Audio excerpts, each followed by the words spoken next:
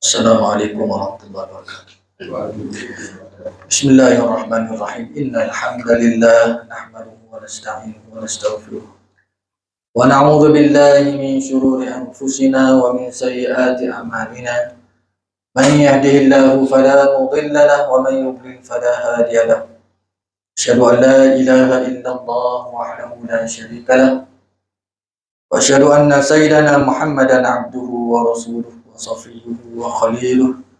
المبعوث رحمة للعالمين أرسله الله بالحق بشيرا ونذيرا وداعيا إلى الله بإذنه وسراجا منيرا صلى الله عليه وعلى آله الطاهرين وعلى أصحابه الطيبين وعلى زوجاته أمهات المؤمنين وسلم تسليما كثيرا. رب اشرح لي صدري ويسر لي أمري واحلل عقدة من لساني يفقهوا قولي. اللهم افتح علينا حكمتك وانشر علينا من خزائن رحمتك يا أرحم الراحمين. اللهم لا سهل إلا ما جعلته سهلا وأنت تجعل الحزن إذا شئت سهلا. أما بعد، قال المصنف رحمه الله ونفعنا به وبعلومه في الدارين إلى أن قال.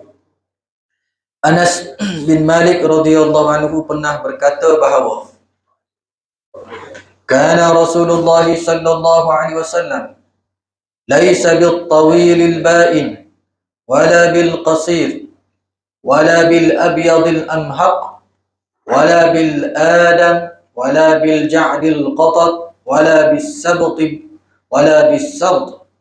Ba'athahu Allah ta'ala ala ra'si 40 sanah fa aqama bi Makkah 10 sinin wa bil Madinati 10 sinin wa tawaffahu Allah ala ra'si 60 sanatan wa laysa fi ra'sihi wa lihyatihi 20 sya'ratan bayda. Dari Rasulullah sallallahu alaihi wasallam, katanya Anas bin Malik, Rasulullah sallallahu alaihi wasallam tidaklah tersangat tinggi dan tidak juga tersangat rendah, dan warna wajahnya tidaklah terlalu putih seumpama air kapur dan tidak pula pucat pudar. Rambut mulia Rasulullah sallallahu alaihi wasallam tidaklah terlalu lurus dan tidak pula terlampau kerinting. Allah Subhanahu wa taala mengurniakan kenabian kepadanya tatkala umurnya 40 tahun. Beliau telah tinggal di Makkah selama 10 tahun dan di Madinah selama 10 tahun. Dan Allah telah mewafatkannya ketika umur baginda mencapai lebih dari 60 tahun, dan uban yang ada pada rambut dan janggutnya tidak melebihi 20 helai. Alhamdulillah, syukur kepada Allah SWT. Malam ini kita dapat berkumpul kembali setelah minggu lepas kita cuti. Jadi kita masih lagi dalam sifat ataupun ciri-ciri fizikal Nabi Muhammad sallallahu alaihi wasallam. Sebagaimana kita sebut sebelum ni bahawa penciptaan Nabi sallallahu alaihi wasallam secara fizikal adalah sangat sempurna. Sangat sempurna. Sehingga kan baginda sallallahu alaihi wasallam adalah orang yang paling handsome di atas muka bumi ini yang Allah SWT ciptakan. Jadi kalau kita tengok kelebihan Nabi sallallahu alaihi wasallam dari sudut fizikal pun lebih berbanding orang lain, dari sudut keturunan pun keturunan yang baik-baik, kemudian dari sudut ilmu dalaman juga, iaitulah yang paling baik juga. Akhlak Nabi sallallahu alaihi wasallam pun yang terbaik, sebagaimana Allah SWT Nabi sallallahu alaihi wasallam sebut, "Addabani Rabbi fa ahsana ta'dibi." Allah yang mendidikku dan aku mendapat pendidikan yang terbaik.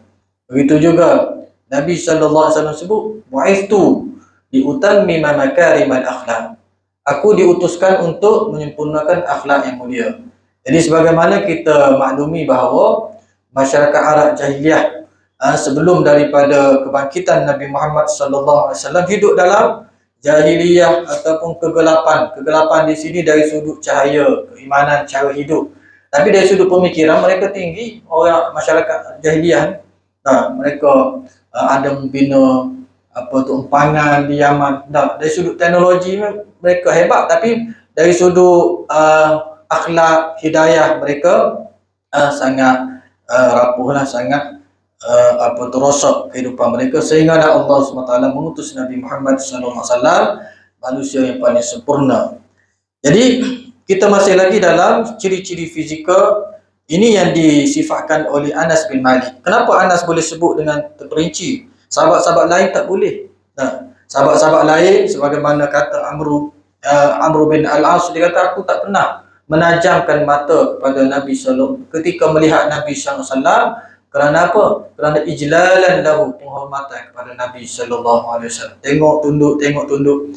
Sehingga kan dia kata, sekiranya aku ditanya untuk menyifatkan bagaimana rupa fizikal Nabi sallallahu alaihi wasallam, dia kata,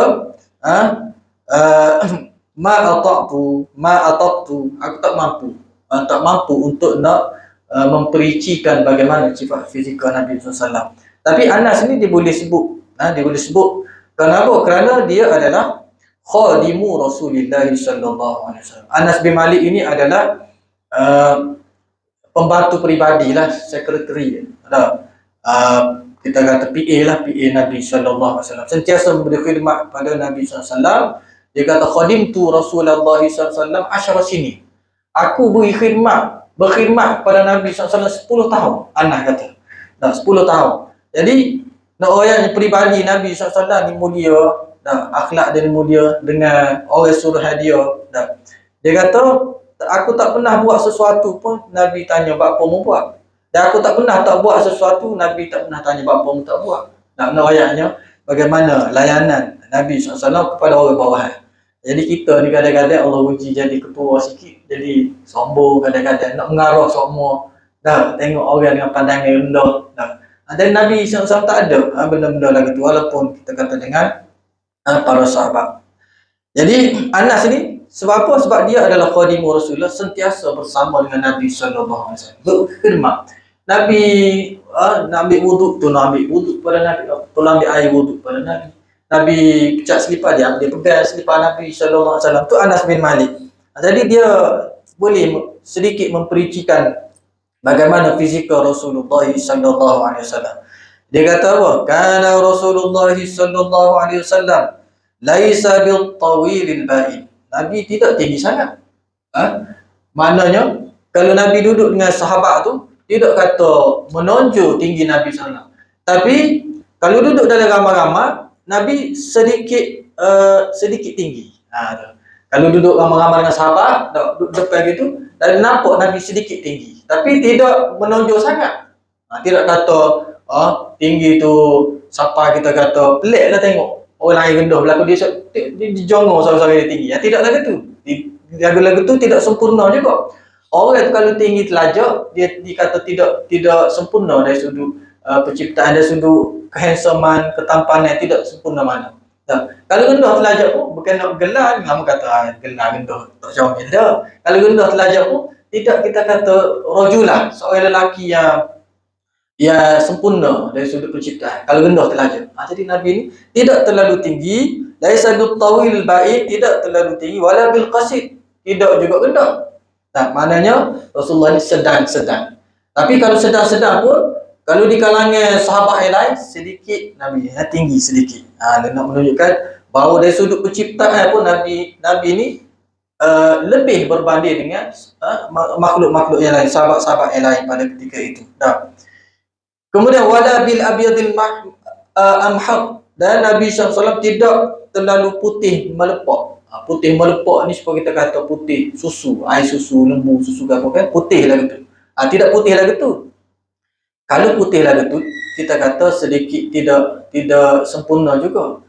Dia sedikit kita kata orang yang berpenyakit. Kalau putih lah gitu, orang kena penyakit ke apa, orang panggil sopok ke apa. Jadi putih bala tu. Dia tidak boleh putih bala. Jadi Nabi SAW disebut oleh Anas laisa bil abyadil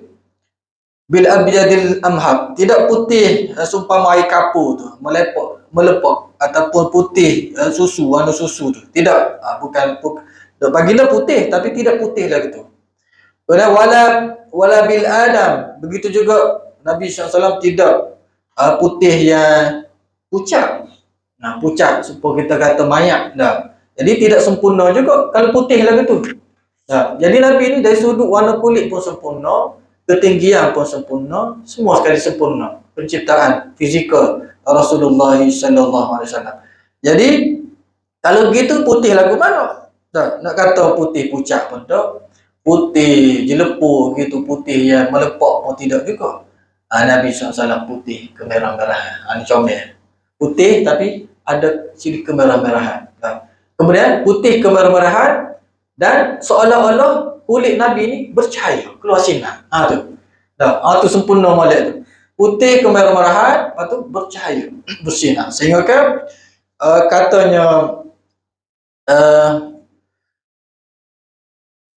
katanya Rabi' bin Muawwidh, dia kata wa ma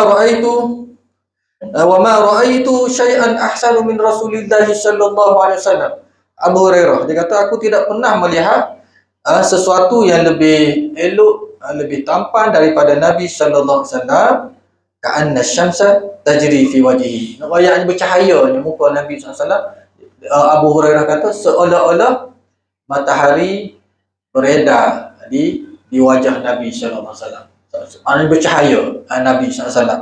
Putih kemerah-merahan, kemudian seolah-olah berseri dan bercahaya. Itu wajah Nabi sallallahu alaihi wasallam, warna kulit baginda sallallahu alaihi wasallam.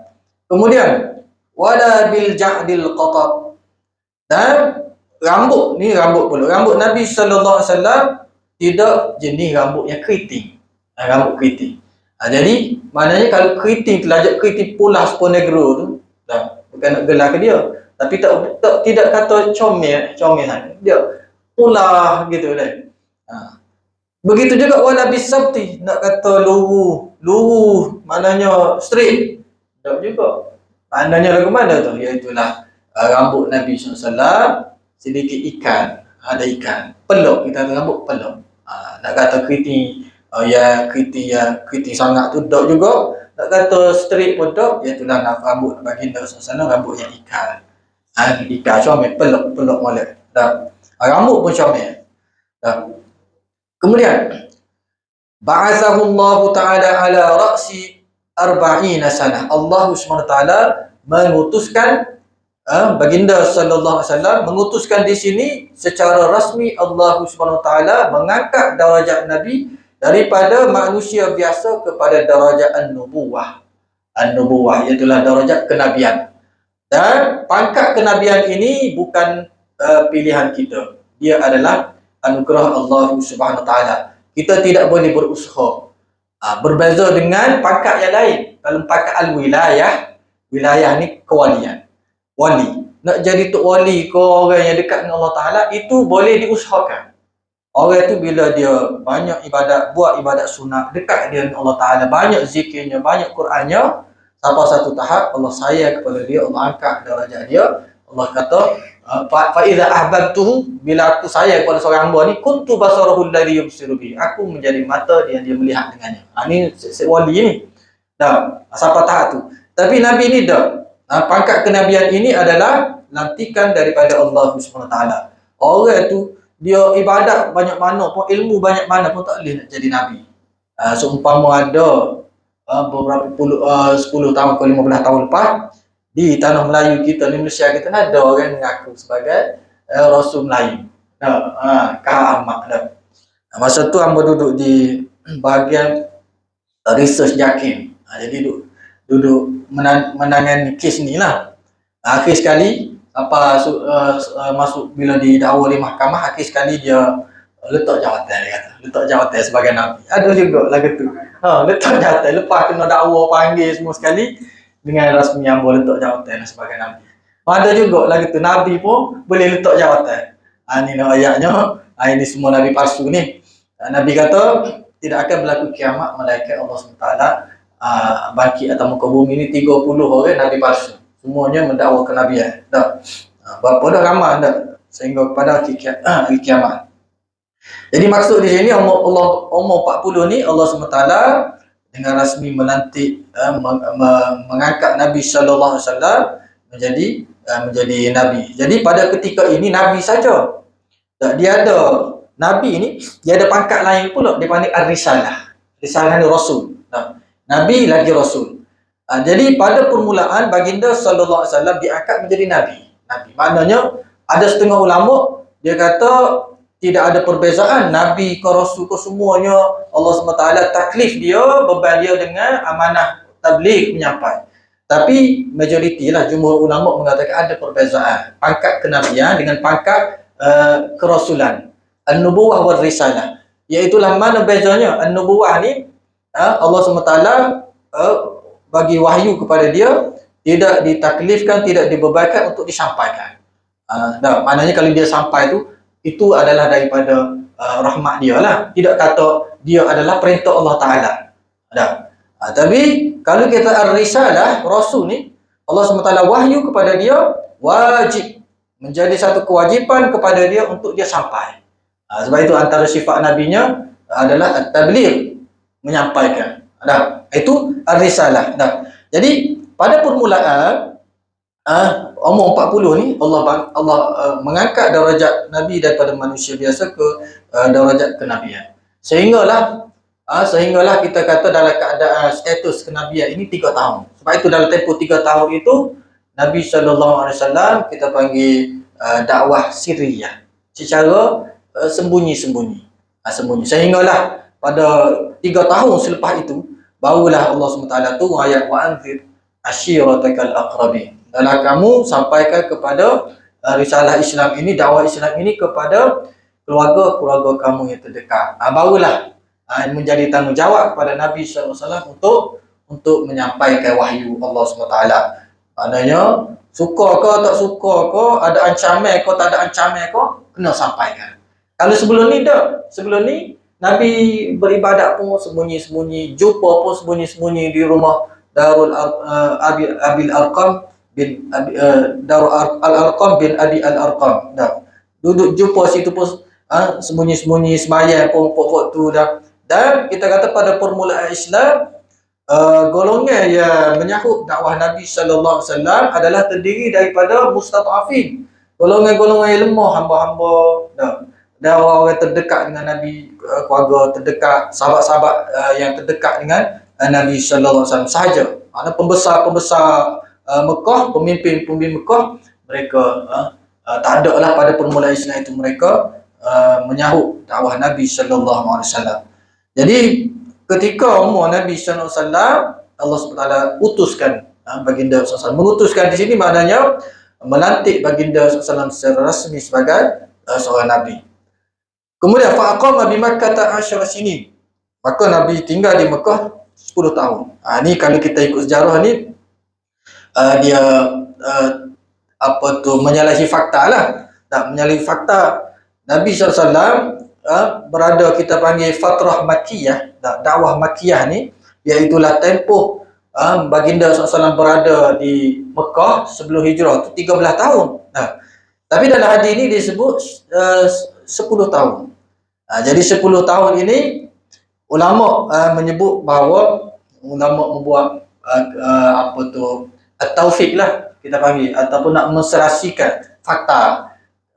Fakta yang mengatakan, fakta sejarahnya mengatakan Nabi SAW berada di Mekah sebelum hijrah itu 13 tahun. Tapi di sini kenapa disebut dengan 10 tahun Nabi SAW berada di Mekah, tempoh dakwah baginda SAW di Mekah itu? Iaitulah dia kata tidak termasuk 3 tahun dakwah Nabi secara sirriyah. Ini tidak masuk.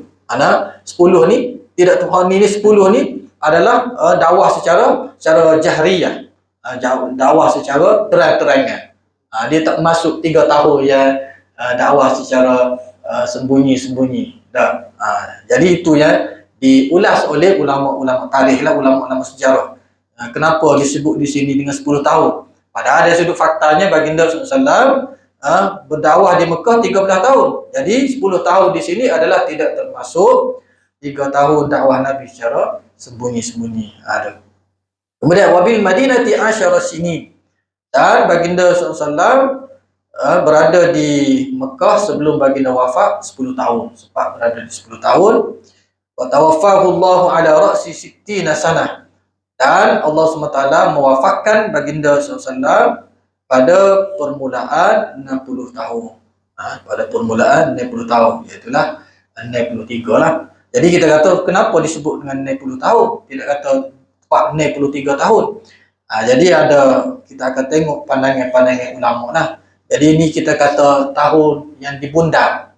Bundar maknanya diambil kepada puluh yang terdekat. 60 dah. Sebab kita kata kalau kita pergi travel atau kita keluar tu, kita keluar negara 33 hari atau 34 hari. Kalau kita tanya dah mau pergi berapa hari? Sebulan, kita kata sebulan 30 hari. Tu kita bundar. Kita pergi kepada puluh yang terdekat lah.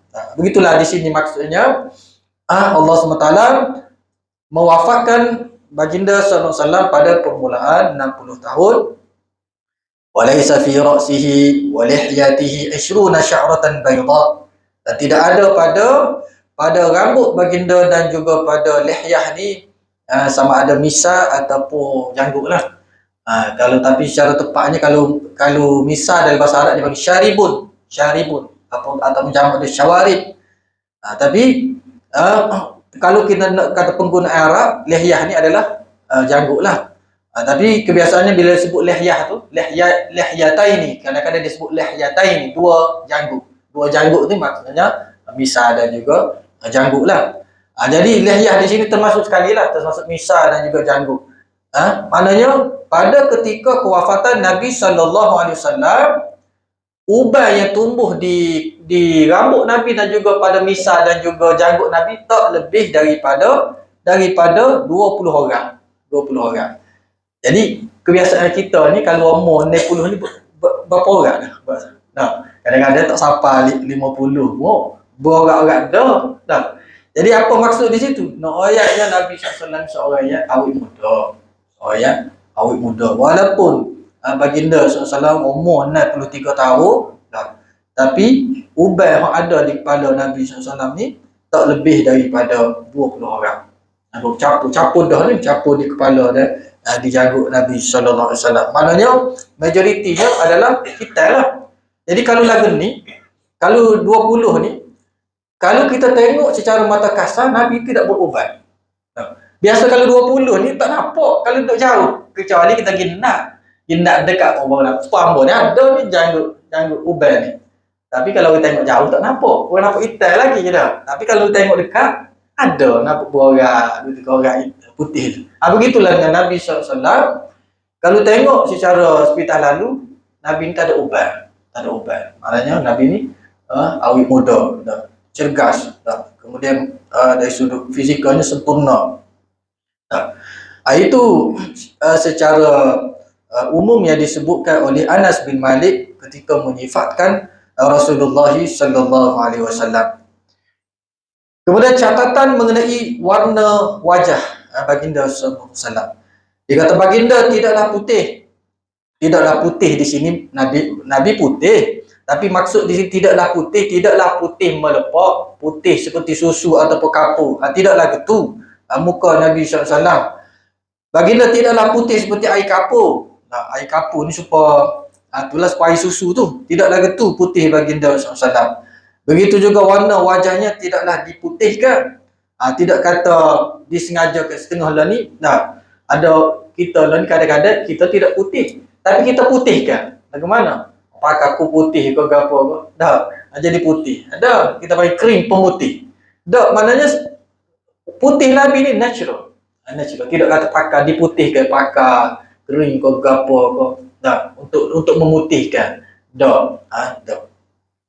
Jadi putih Nabi ini natural, kemudian ditambah pula dengan dekatnya, kuatnya ibadat Nabi SAW kepada Allah SWT. Dia ada kaitan. Orang tu kalau dia dekat dengan Allah Ta'ala, kuat ibadat dia Allah Ta'ala, wajah dia ni bercahaya, dia ada seri. Walaupun orang tu tidak putih, hitam, tapi kalau dia dekat dengan Allah, banyak baca Quran, zikir dia banyak, selawat dia banyak pada Nabi SAW, ibadat malam dia banyak, maka wajah dia itu berseri. Hitam tapi ada cahaya. Sebab itulah disebut bahawa man kathurat salatuhu bil laili hasuna wajhuhu bin nahar. Siapa-siapa yang banyak ibadat malam dia, itulah semaya, banyak tahajud, maksud dia ni bangun untuk qiyamul lail lah. Maka elok wajahnya pada siang hari. Orang yang malam, sebab apa? Sebab malam dia mengasingkan diri dengan Allah Subhanahu Taala, kemudian Allah Subhanahu Taala beri cahaya kepada dia pada siang hari. Begitu lebih-lebih lagi dengan Nabi Muhammad sallallahu alaihi wasallam. Dari sudut kita kata fizikal, Nabi SAW pun bercahaya dah, ditambah pula dengan cahaya nur daripada ibadat Nabi sallallahu alaihi wasallam. Maknanya ialah dia kata keputihan baginda adalah keputihan kemerah-merahan. Putih yang ada nampak kemerahan. Ini yang sempurna ni, kita kata putih yang sempurna bagi seorang lelaki. Ini yang paling, kalau kita kata orang tu paling smart lagu mana kategori dia, maknanya nombor satu sekali orang lelaki ni paling smart. Dia tak sesuai warna putih kemerahan kepada orang tina. Orang tina ni kalau putih melepak, itu hak sesuai. Orang tina. Kalau jantan melepak ni, dia kita nak kata jadi macam kunyit ke apa. Jenis lagu tu pula. Jenis kalau putih lagu tu.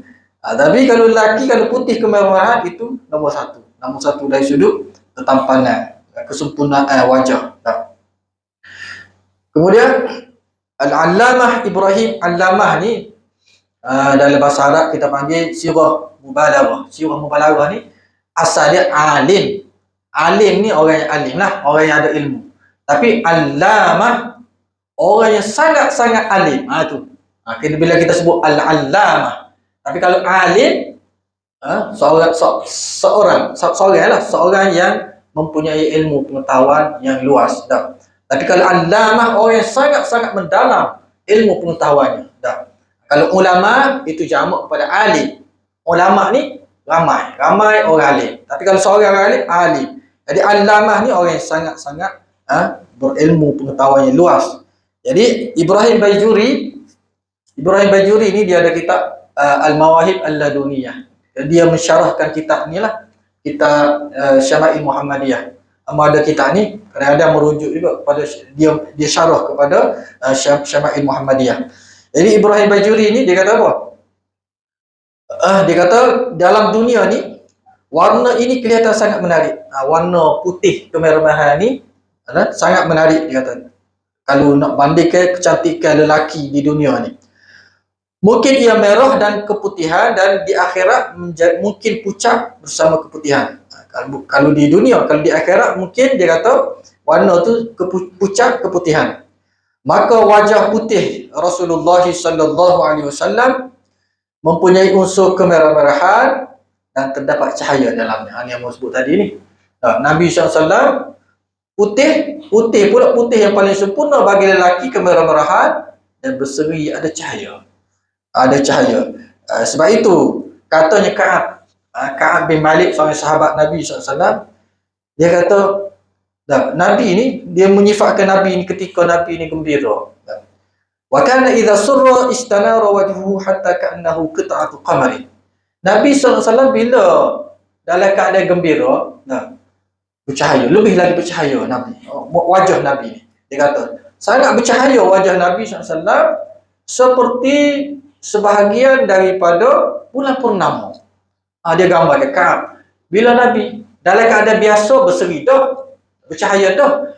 Tapi kalau Nabi gembira tu, sahabat boleh charge lah. Sahabat-sahabat betapa rapatnya mereka dengan Nabi SAW.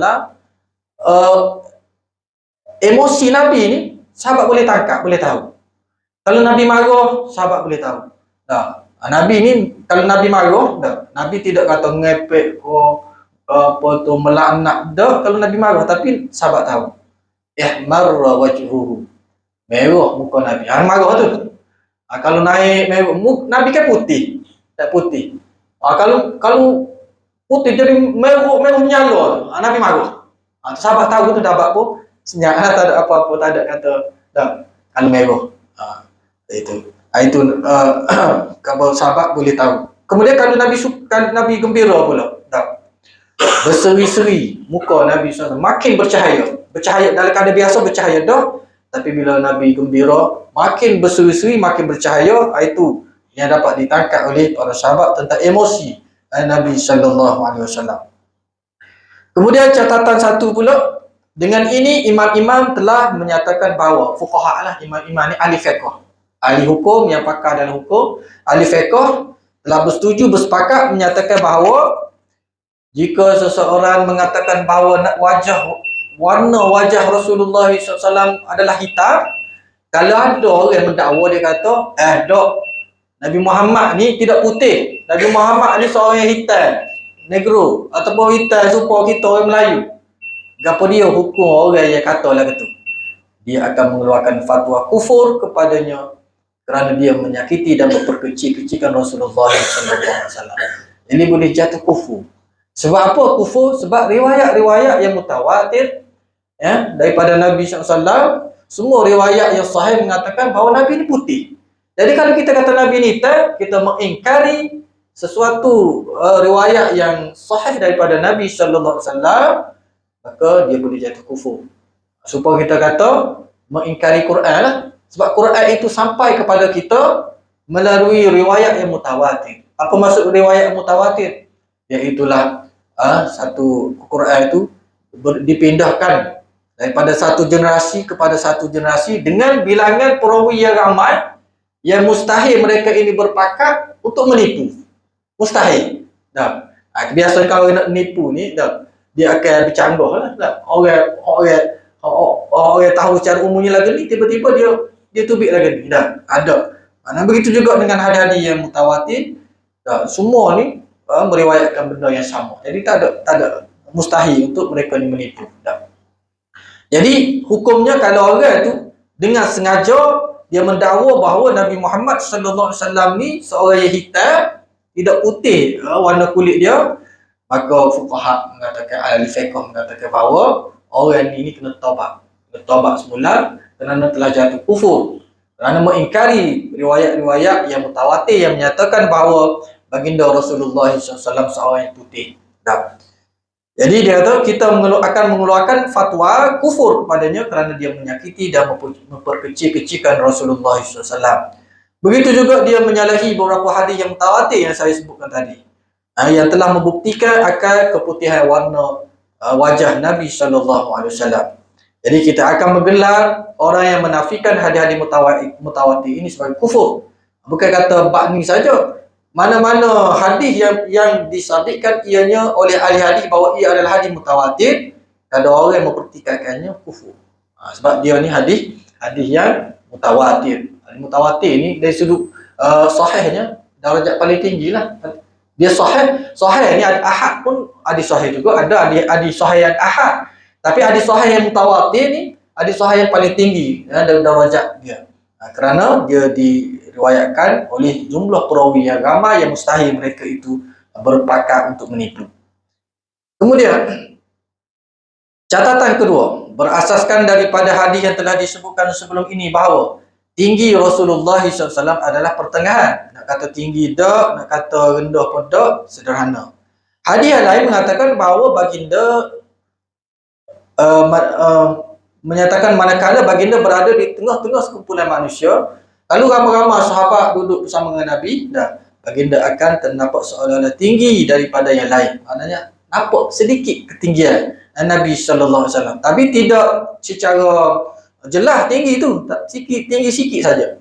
Jadi maksud daripada hadis ini bahawa itulah merupakan mukjizat Rasulullah SAW yang menampakkannya lebih tinggi daripada orang lain. Dari sudut kita kata Rasulullah supaya kebanyakan sahabat yang lain juga dari sudut tinggi rendahnya, tidak kata beza sangat-sangat. Tapi bila duduk ramai-ramai tu nampak Nabi tinggi. Itu ulama sebut ini menunjukkan mukjizat Nabi sallallahu alaihi wasallam. Bukan saja baginda mempunyai pengetahuan yang luas tinggi, dari sudut ilmu pun tinggi, pengetahuan akhlak pun tinggi, dari sudut fizikal pun sedikit lebih berbanding dengan sahabat ataupun orang lain lah. Dari segi ketinggian tubuh badan, baginda adalah terlebih tinggi daripada yang lain. Maknanya segala-galanya sempurna tentang baginda SAW. Ilmu, sebab ilmu dia terus daripada Allah Ta'ala, wahyu. Baginda tak belajar. Baginda tak belajar. Bahkan baginda An-Nabiyul Al-Ummi. Nabi, seorang Nabi yang la yakra'u wa la yaktub. Nabi ni seorang yang tidak membaca dan tidak menulis. Sebab itu ketika mana baginda sallallahu alaihi wasallam, malam baginda secara rasmi dilantik menjadi Nabi, mari malaikat Jibril. Nabi Jibril kata apa kepada Nabi? Iqra, baca. Jadi Nabi seorang yang tak pandai baca, ma ana biqari, aku ni nak baca ke apa, aku tidak pandai membaca dah. Jadi ini mensabitkan kepada kita bahawa Nabi ni seorang yang ummi. Bukan satu kekurangan. Nabi buta huruf ni bukan satu kekurangan, tapi satu kelebihan kepada darajat kenabian Nabi Muhammad sallallahu alaihi wasallam. Kenapa? Kerana bila kita kata Nabi ni seorang yang ummi, tak boleh baca, dan sejarah tidak pernah mensabitkan bahawa Nabi ni belajar dengan siapa-siapa. Dan kita, dalam sejarah pun tidak mencatat bahawa Nabi sallallahu alaihi wasallam keluar daripada Mekah dijumpa dengan siapa-siapa, melainkan 2 kali saja keluar daripada Mekah. Iaitulah ketika memperdagangkan harta bapa saudara dia Abu Talib, dan kedua ketika memperdagangkan barang perniagaan bakal isteri dia. Masa tu tidak isteri lagi dah, iaitulah Khadijah. Jadi orang yang keluar berniaga ni sempat dah kau nak lagi talaki kau dengan rahib-rahib, orang yang mahir alul kitab lah, yang mahir tentang kitab-kitab terdahulu. Tak dan cara berniaga betul kelik. Jadi kalau kita fikir dari mana sumbernya ilmu yang dibawa oleh Nabi SAW, Al-Quran yang sangat hebat dari sudut mukjizat, dari sudut bahasa, dia tu pun mengatasi penggunaan bahasa, kehebatan bahasa orang Arab. Orang Arab ni mereka sangat-sangat mengagungkan susunan bahasa sastra.